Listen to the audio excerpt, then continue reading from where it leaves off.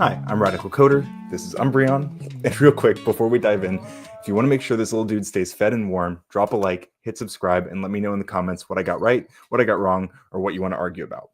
Let's go. Create an introductory lesson to Dan Dennett's free will perspective.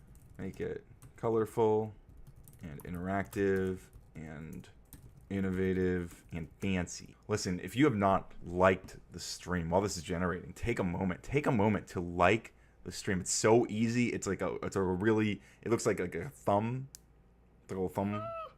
And Umbreon will cry maybe less, perhaps. Why are we not getting any results? Both are bad. Let's try again. Sometimes it just fails. Sometimes you just get nothing, you know? Of course I like the stream, and I agree with your earlier statement. You are building a supportive and kind community. Thank you, Provo. Yourself included, Provo. I really appreciate it. All right, we're about to learn about Dan Dennett's free will. It's got 2 T's, okay?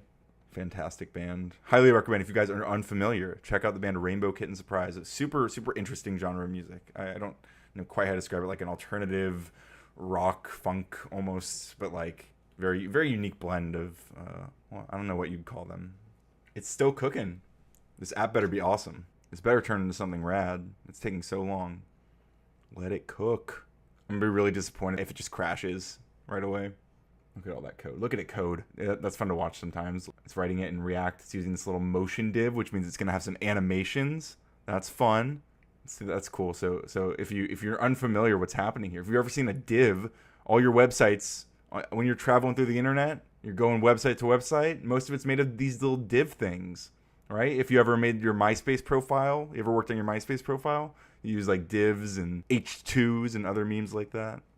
But a motion div is I assume a custom React component coming from one of these libraries. Oh, look at that. That is so cool. Okay, let's just open this up in a new tab.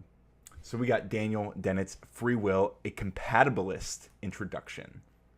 The free will dilemma. For centuries, philosophers have debated a fundamental conflict about human action between determinism, the idea that the universe runs on cause and effect. Every event, including your choices, is the inevitable result of preceding events and the laws of nature, like dominoes falling. Or is it libertarian free will? The feeling that we are the ultimate authors of our action. We could have genuinely chosen otherwise, independent of past causes, a sort of metaphysical freedom. The conflict? If determinism is true, the universe follows physical laws, how can we truly be free to choose otherwise? What a question. That's our dilemma. The stage is set. What is Dennett's view? Enter Daniel Dennett with 2 T's. A prominent philosopher and cognitive scientist offers a solution called compatibilism. He argues that the traditional definition of free will, the metaphysical kind, is flawed. He says it's bullshit. We should seek the varieties of free will worth wanting. Dennett suggests that we don't need the magical ability to break the laws of physics, aka libertarian free will. Even thinking of DM encoder has a $5 USD fee. That's right, super chats will be accepted for DMs. That kind of freedom isn't necessary for a meaningful life or moral responsibility. Ooh, very interesting. So how can both be true? How can determinism be true and we can still be free? By redefining what free means. All right, well, let's explore the choice machine. No, she's not kidding. You actually have to pay me. The choice machine is our brain.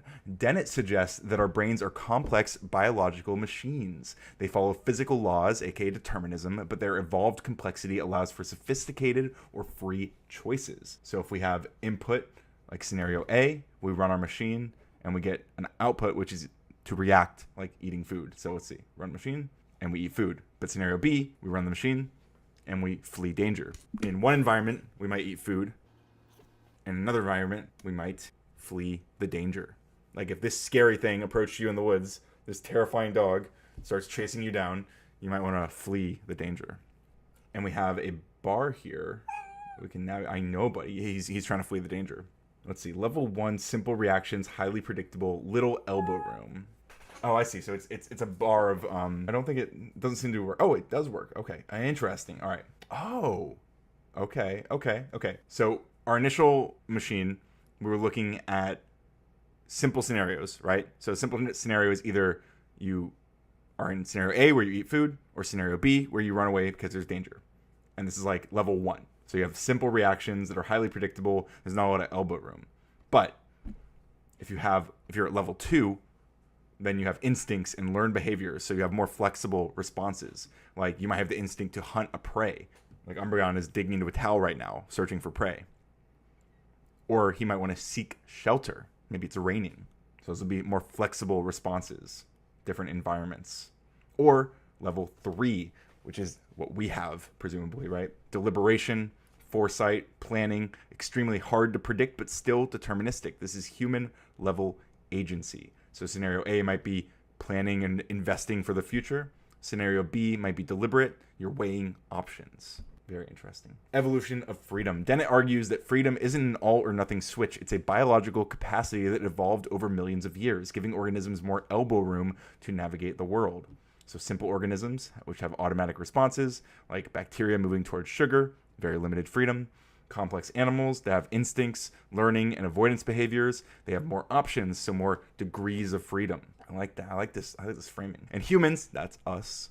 We have language, culture, foresight, and the ability to imagine future outcomes. We can deliberate and choose based on reasons. This is the highest form of evolved freedom, says Dennett. According to Dennett, what do we know? Maybe there's even higher. Free will worth wanting. For Dennett, free will isn't magic. It's the evolved human competence to recognize reasons, reflect on our desires, and control our actions in a complex world. So because we have the capacity to deliberate and foresee consequences, even if it's deterministically, we can be held morally responsible for our actions. So we have moral responsibility. But it's also compatible with science. So this view of free will fits perfectly within a scientific deterministic worldview. It doesn't require souls or breaking the laws of physics. So the key takeaway from our Daniel Dennett Free Will, a Compatibilist introduction is that freedom is competence, not magic. The analysis is how we lose free will. Stupid AI.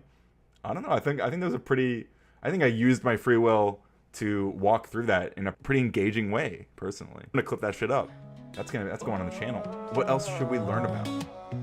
Fizz in my cup, swimming good love. It was you at the club, miss your touch. Go again, baby, what's up? Nothing feels right, so let's mess up everything.